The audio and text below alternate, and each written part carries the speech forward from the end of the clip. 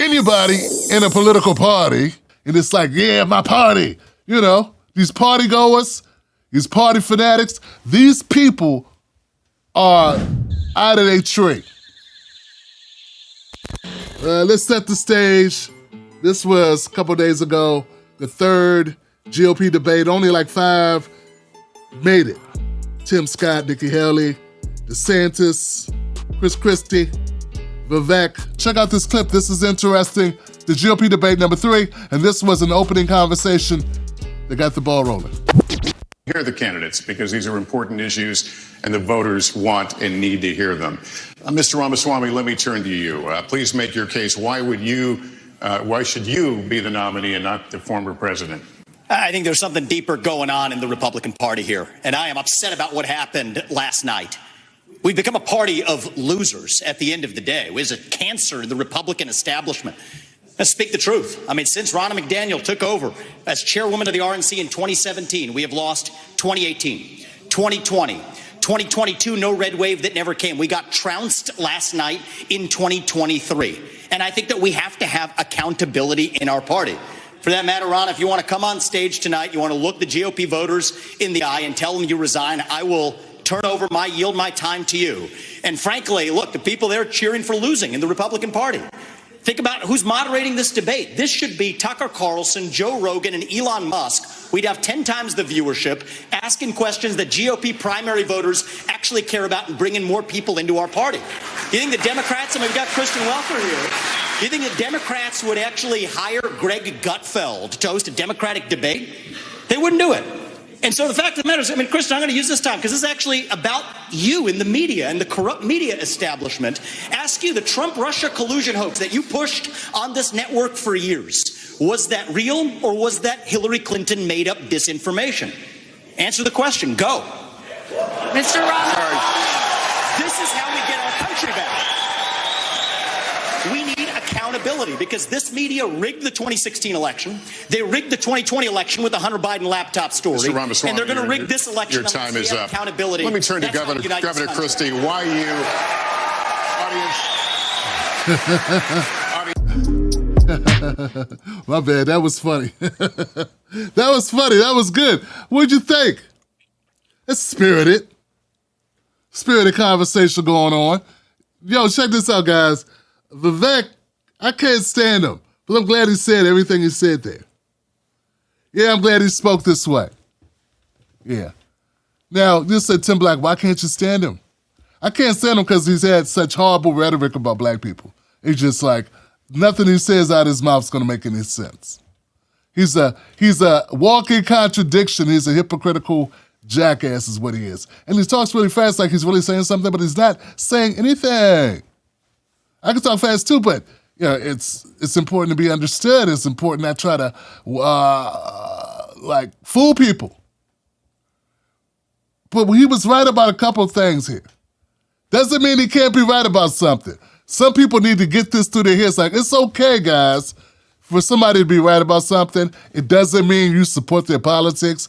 It doesn't mean you like them. It doesn't mean you want to hang out with them. It doesn't mean you're a traitor. You're selling your soul. It just means you have the maturity to listen and then form an opinion based on facts or your core beliefs, right? That's all that means. He's right when he said the GOP is a loser. They are losers. He just ran down a list of things they lost. They lost in Ohio, they lost in Kentucky, and they lost in Virginia. It's a lot of losses. I remember when I was saying the Democratic Party was a big loser, and they were, and they are, but they kept, I was hoping that they would do things like work on the behalf of us. They have no intention of doing that. Okay? But I remember when they were losing all the seats in the House and they were getting all busted up. Same thing, like you should be able to call it straight. So Vivek's right about that. They are losers. I do find it crazy that a guy could say his party when he never voted until 2020 or something. Like, you're 40 and you only voted once, and that was like a couple years ago before you decided to run. Somebody told this guy he'd be a good politician. That's what that sounds like. Doesn't sound like a guy who's really interested. It wasn't like he was an activist. He didn't have a podcast or a radio show, or he wasn't in the streets protesting or forming like a 501c or some type of nonprofit that worked towards some of the issues that he says he stands for. Now, this guy is purely self-serving, purely all about himself. So everything that comes out of his mouth, I always run it through that machinery, right? I run it through that process of remembering that about the guy. So the thing that's so corrupt about our media, right, is that people listen to Vivek, and just because he gets a lot of viewership on their networks, or just because there are a lot of GOP or conservatives or whatever who like the guy, they won't say the things I just said because there are a lot of people that want to hear him. But once again, he's right. He's right about Ohio. And let's just be real, guys. Like, one of the reasons why the GOP got their teeth kicked in is because abortion rights. Yeah, man, the abortion issue, they just took it too far. They took it so far that people that would normally vote for them are like, nah, I can't vote for these guys. Yeah, you were with me, or they were with them all the way up until it's like, oh, what you mean? We got people saying, not even in cases, in situations of rape and incest. What? So these are guys, old white guys, telling all women what they could do. So they got shellacked, they got beat up, they got busted up, they got whipped. They got whipped last week. No, because it's Sunday. In Ohio, voters amended their state constitution to establish a right to abortion up to the point of fetal viability. So if the baby can live on its own, you can't, that's the cutoff. Okay? As long as it's only, if it's life sustaining, it is what it is. This is the way Ohio voted. Instead of the Republicans overplayed their hand. Like, they were on a roll, they got happy feet, and they took it too far, and then they had to pay for it. Not just in Ohio, but they paid for it in Virginia. In Virginia, the Democratic Party's success in legislative races was attributed to the rejection of Republican Governor Glenn Youngkin's push for a 15-week abortion ban. There it is. So this is why they got beat up. So we got Democrats running around talking as if they got a bad, super bad, like their party is all that. Look how great we did. No, it's because once again, the GOP overplayed their hand. It wasn't, most Americans hate both parties. Let's just keep it real. The biggest party in America is no party. So anybody you see walking around pushing the party is in their own head. They're in a bubble in that belief. They just don't realize it. They're in a bubble. I didn't say a person that votes. I'm saying anybody who's like in a party and it's like, yeah, my party. These party goers, these party fanatics, these people are out of their tree. Most Americans have already woken up to the fact that both of these parties are garbage. And when they do vote, because remember, 45% of America doesn't vote. We talk about the people that do vote. Okay? That's a horrible track record. Hey, man, only 17% of America thinks Congress does anything worthwhile. 17%. Imagine getting a 17, like some of us didn't do so great in school, but I bet you could get more than a 17 out of 100 without even cracking a book. That's how bad Congress is doing. And those are the people writing the laws. 17%. So anybody, I don't care who they are, who they work for, who they pretend to be, anybody telling you how great the Democrats are or how great the Republicans are, those people are wacky. Don't listen to them. Those are flat earthers, yo. Real talk. Those people are, those people's brains need to be examined. We need to hurry up. When they finally leave this realm, we need to crack their heads open and find out what was in there. We need to check them for all types of mental deficiencies. We need to know what's going on. Because it's not regular. So anybody, anyone. So we are the majority is what I'm telling you. You and I, because if you watch the Tim Black Show, you are very skeptical of these parties. You are very skeptical of the system. You are a rebellious person. You realize, and you're rebellious because you woke up and you realize this is garbage they're feeding me. All right? That's my audience. And if you're not that way, you must be looking to become that way. Because we make no bones. We don't lie here. No. We keep it real. So, if the Democrats or the Republicans want to boast the Democrats want to pretend that this was a good night for them or a good week for them, Tuesday was a good day for them on the strength of them doing something, no. People vote now to avoid as much pain as they can. People now vote because they got a knife around their necks, like digging into their flesh. That's how people vote. They're not voting. I want to say 90% of the time, when people vote, it's to get away from something that's dangerous to them. That's all they got is fear left. That's all the Republicans got is fear of wokeness, fear of, they got to make up the woke people are coming for us and they're taking our ability to say gay or what, like, you know what I'm saying? Like they like make up these things to try to rile people up because the only thing they got is fear. And the Democrats do the same thing. They say, you gotta, for us, it's always, the blacks, you gotta be, the Klan's coming for you. Every Republican, according to the Democrats, every Republican is a Klan member, a neo-Nazi. Every one of them. Even though they're all friends. You ever see footage of them shaking hands on the White House floor? I've seen them. Elbowing each other, high-fiving. They know each other. They're buddies. They know each other's families. The Clintons and the Trumps was like this for years.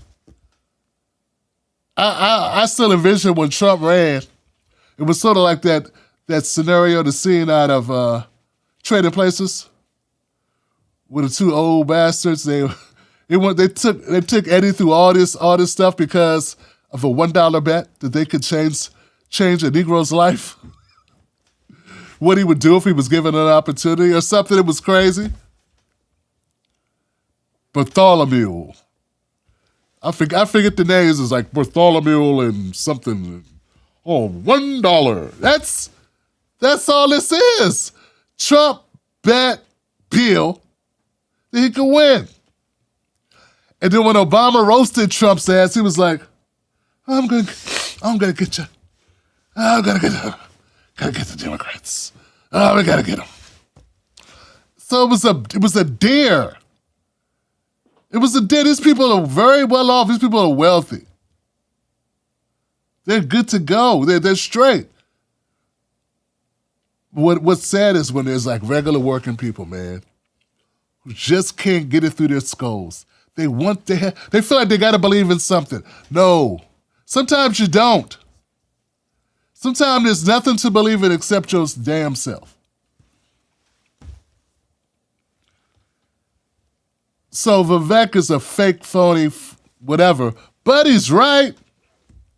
He was right about Welker, Kristen Welker, about her line about the Russian collusion thing for whatever amount of time until she got Chuck Todd's old job. Going on there, doing the whim, doing the bidding of Hillary Clinton, like fabricating. All of them did it. All of them. With all the hocus pocus about the Russians are coming to take our elections, all to defend the virtue of Hillary because she lost to Trump. And where did that accusation go? Did they thwart this huge apparatus of Russians infiltrating the elections? What even happened to that story? Man, you're talking about one of the most consequential threats to democracy in the history of the United States, and all of a sudden, no one talked about it anymore. Because Biden won.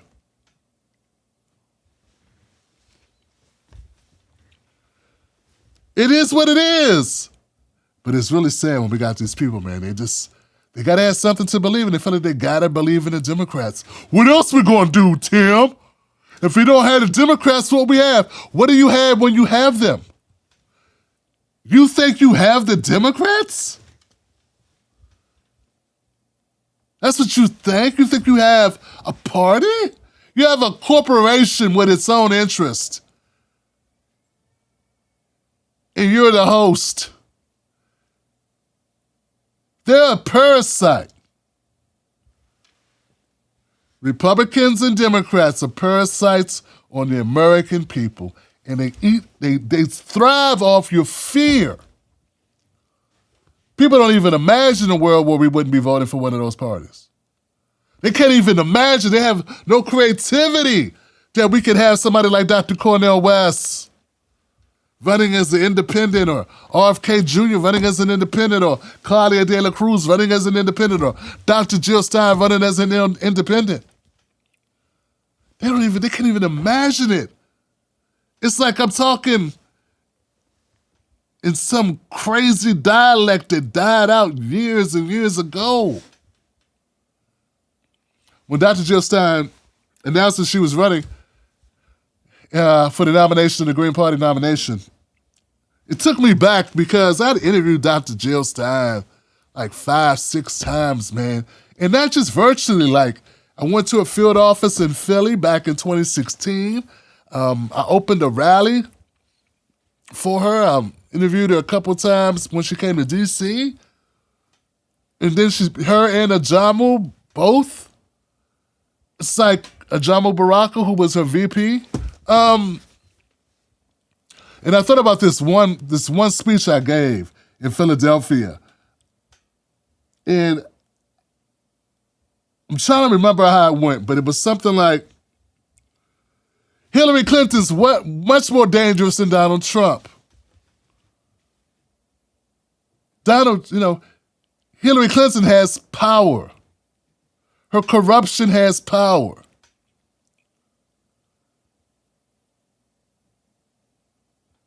Trump, they say Trump's so dangerous, but Trump can't tell the newspapers what to print. There were news entities in notable papers like the Washington Post, the New York Times, who correspondents, when they reported on Hillary, would send over to Hillary Clinton in their campaign a draft of the article to get their approval before they printed it. This was in WikiLeaks. Let me be clear. Let me say that one more time, y'all.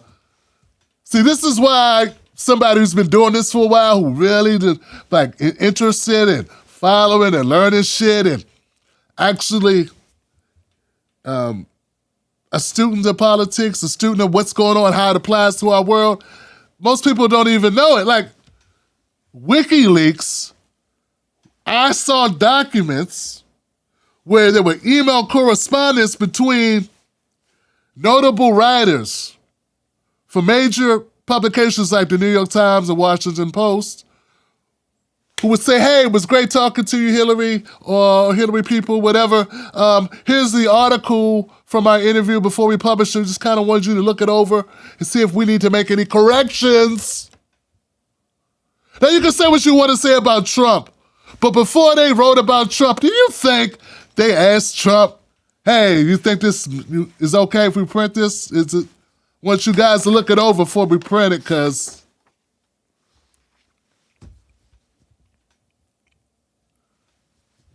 You don't have a party if you don't have a media unless it's independent media.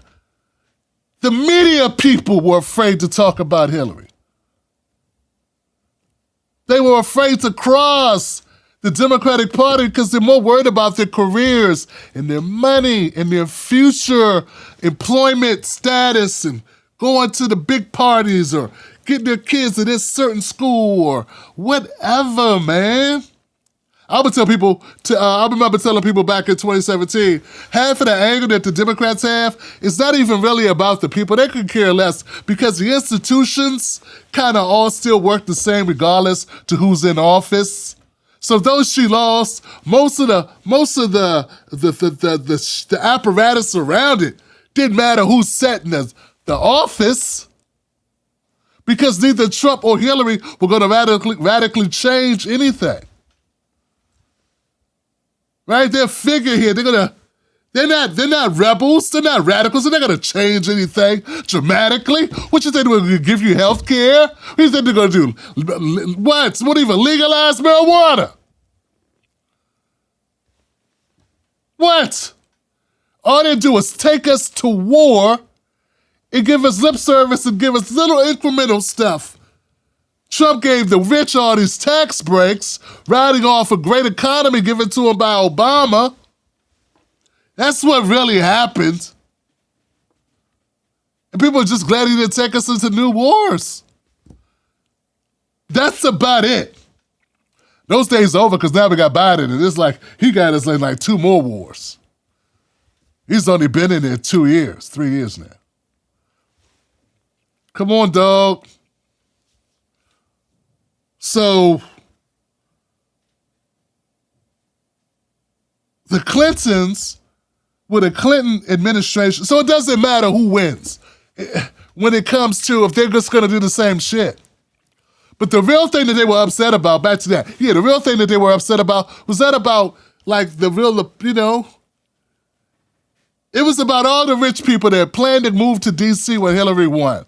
All the houses they picked out in Georgetown, in DuPont Circle, in Farragut West and North, and Upper McPherson Square. Like, if you're from D.C., you know what I'm talking about. Over there in Potomac.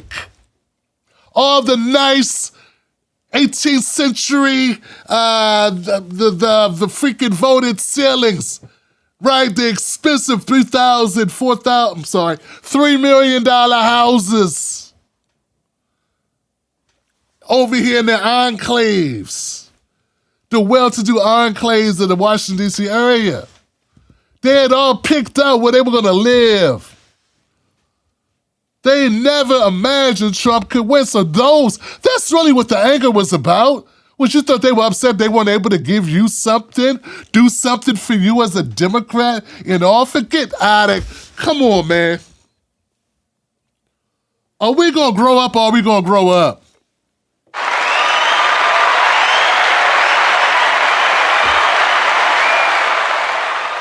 I'm too old to lie to you. I don't have time to keep in my head any lies. I gotta just be honest. And it's better to be filterless because I don't have time to like clean it up for you, make you feel better about yourself, and none of that. It is what it is. They were more upset that they had already planned on transferring their kids and moving to D.C. for 2 terms, working for Hillary. And Trump ruined all that. That's really what the anger was. It's not about the policies.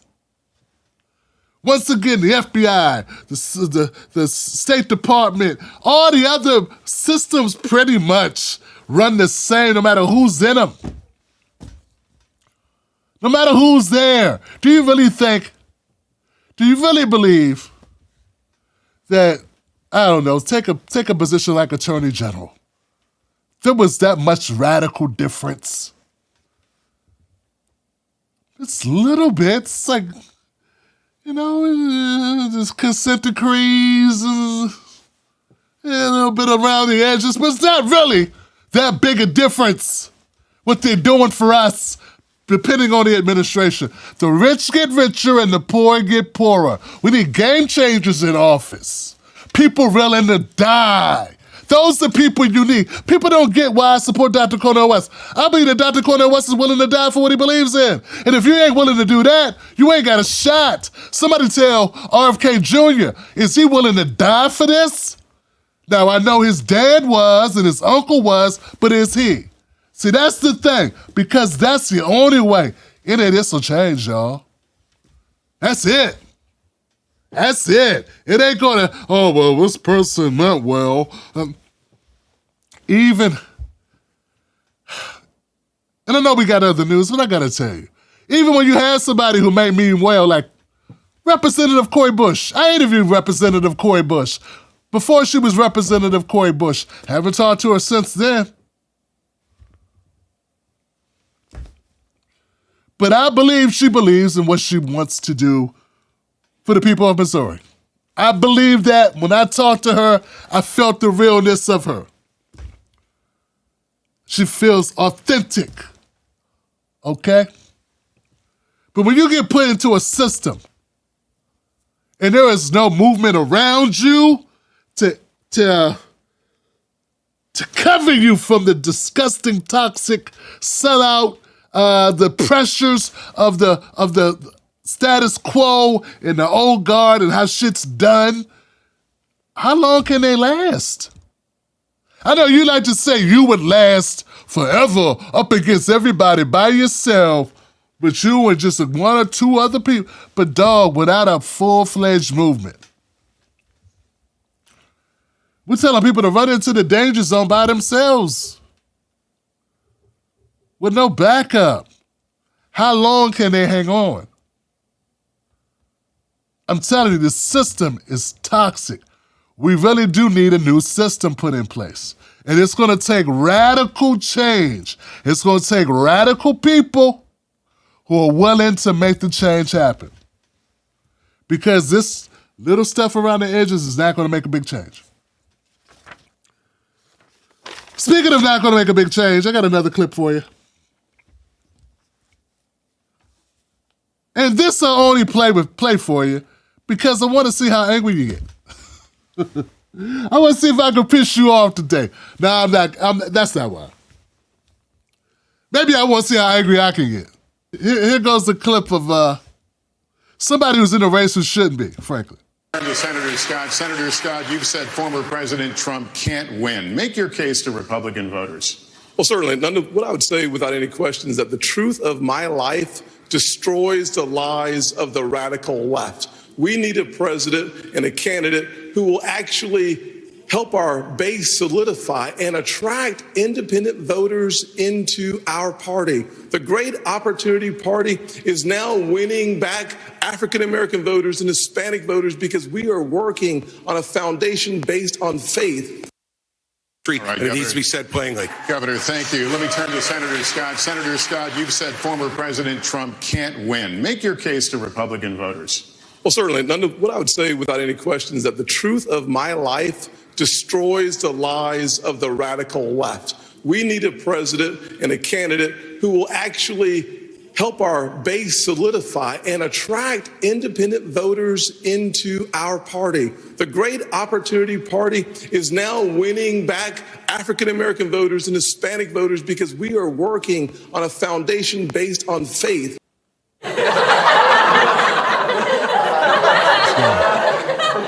That's your guy. Come on, one of y'all better claim this guy. That is your guy. That's not my guy. Whose guy is this? Whose man's is this? Oh, man. He said the truth of his life destroys the lies of the radical left.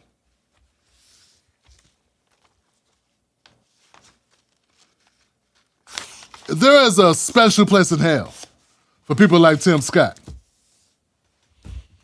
Yeah, man, it's a special, extra heated seat for people like Tim Scott.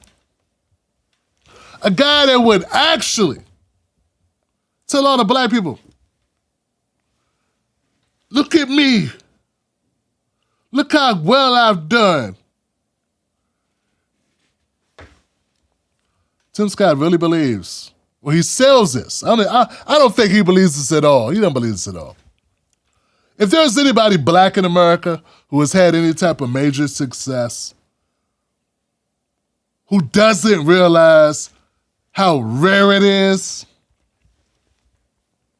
to have that major success, and then totally erases all the obstacles that you've overcome. Because if you are a black American, not from somewhere else who came here and, no. If you grew up, if you were born in America in a predominantly black neighborhood around a predominantly black folks in a black household, went to black schools, predominantly black schools, America's still very segregated. Okay, that's one thing about America. That has not changed. Hell, we may be even more segregated than we have been since the 70s. But here's the thing, man. If you've lived through that, if you've lived to be the same, like I'm about the same age as Tim Scott, I've seen black people succumb to all manner of types of obstacles that are put in our way. I can't imagine to tell people, just because I'm doing a YouTube channel show and have a small digital media company, that I am somehow proof that your situation ain't real. First of all, that would take a certain amount of lying that I'm not incapable of doing. I'm incapable of telling that type of lie. I could just tell you all the obstacles I've gone through to sit here today. And I know, I'm positive that a portion of those obstacles are all because I'm a black man talking to you. The color of my skin participated in that situation. You don't think Tim Scott knows that being in the Republican Party, living in South Carolina? Hell, I'm from D.C. and Maryland. He's further south than me. And he's talking as if, well, my life is a testament that none of this stuff they talk about is true about race. He's the only black Republican senator since Reconstruction. And he tells the whole world, see what I did? One black guy. One guy. No black women. And one sellout. Horrible sellout, denying of reality ass. It's just, man, it's amazing. And what's also really painful, well, it's not painful. I'm used to it, so it's not painful. I would say what's extremely frustrating and tiresome, right, is that there's so many people who love to hear that BS story. There'll be people that know how they look at black people, that know, even if it's not them, they have friends, they've grown up in families, they've heard their uncles talk about blacks, their uncle that owned the printing shop, things their mom said, things they've said. They know, they've seen things on teams they played for, on schools they attended, places they've worked. They know reality. They know it. See, I see, look, racism is a horrible thing, right? But worse than racism is the denial of racism. Like, the friends of mine that are white are honest. They know what it is, and we don't lie to ourselves about what it is. We don't spend every moment when we talking about racism and systemic racism, but they don't deny reality. Like, they know that America's is unequal as hell. And the thing about Tim Scott is that there are so many people that support him lying to them, telling his lie to the whole world in order to help a party that could give a damn about them. It's not even like the Republican Party really cares about their poor white asses. Republican Party doesn't care. Republican Party is corporate. Corporate cares about corporate. That's why it's corporate. And that's the same story for the Democrats and the Republicans. The Democrats, at least the Democrats will say the word poor occasionally. The only time Republicans bring up poor white people is when they're trying to, when they're talking about immigration. That's the only time they talk about it. Other than that, you won't hear them talk about poor white people. If they can't use poor white people to further a political cause, they won't talk about it. They won't talk about poor white poverty. It's not even it wasn't even brought up in that debate, I'm sure. I'm positive in that GOP debate, not one word was said about poverty. And there are way more white people living in poverty than black people. There are 5 times more white people in America. So it's 5 years, so it's a lot more, even though we're disproportionate as far as representative. But for number per number, it's a lot more white folks living in poverty, and they never talk about it. They could care less, man. If you can't get to the campaign, who cares? So, poor white people are ignored by the Republican Party, and black people are ignored by the Democratic Party. Now, poor people are ignored in the Democratic Party too. They are. You know this. Because they're both corporate. But the same way black people should feel about the Democratic Party, giving them lip service and not doing crap for them, Republicans should feel the same way, but they're so blinded by the flag. And every one of these sorry, deceptive, scheming snakes who call themselves independent media has a flag in their background somewhere.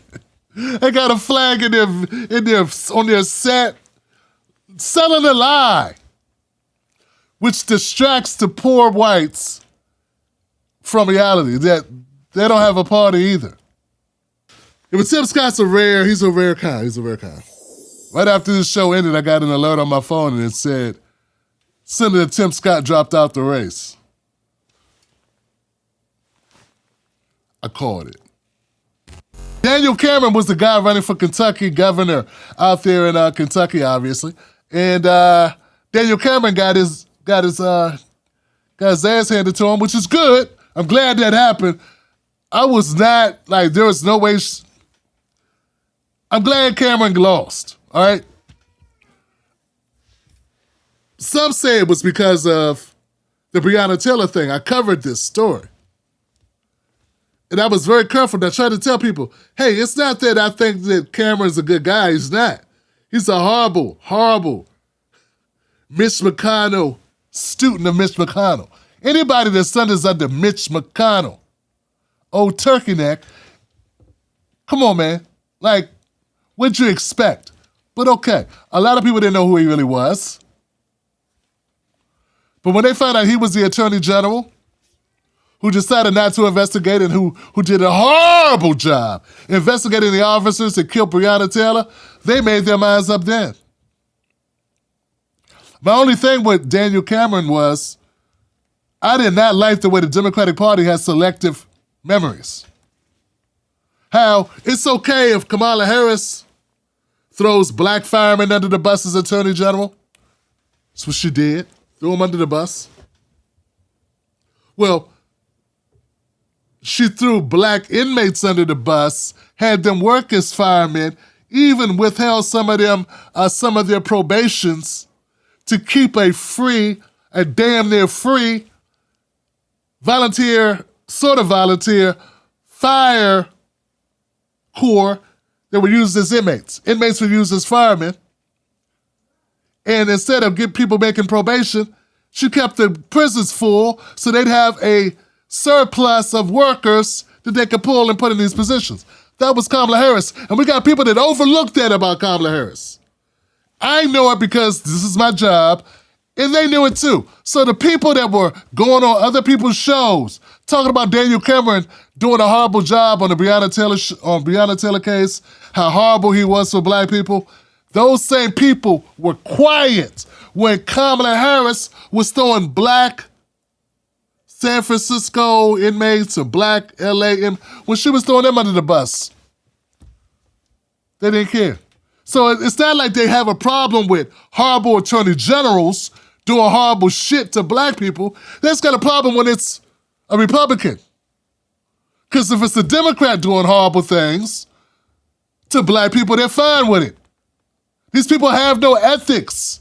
They have no core. They're selective in their outrage because they really don't care to fight for us on anything. And these are black commentators.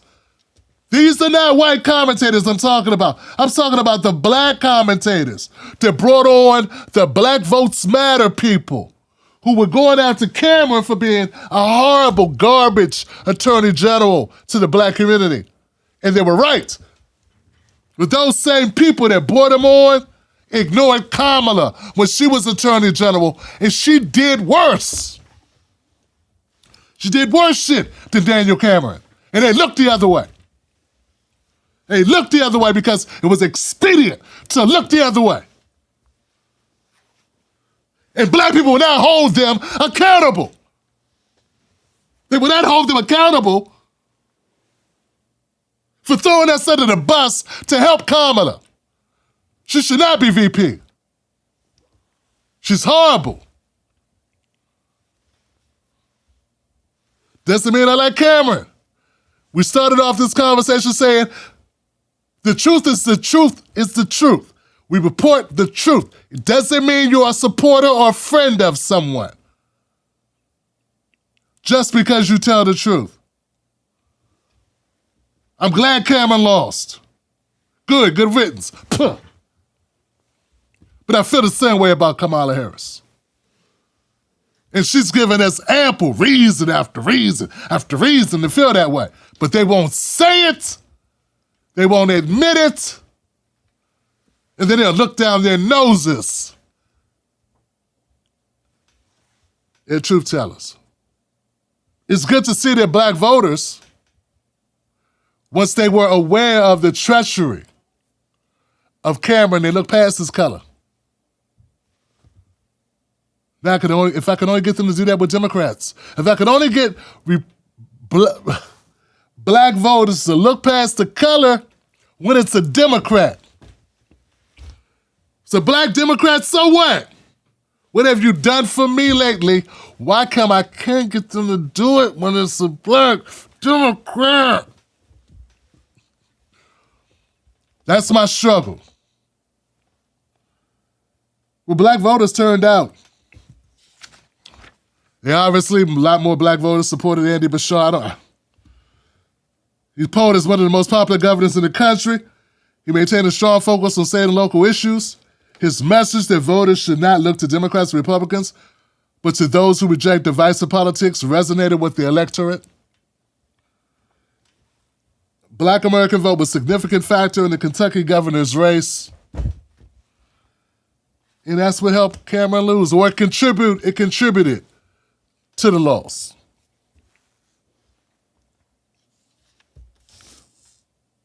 And I'm glad he lost. You're watching the Black Digital Television Network. Become a subscriber for the best in Black thought on the internet. We keep it 100 just for you. And remember, it's a new day. Accept no imitations.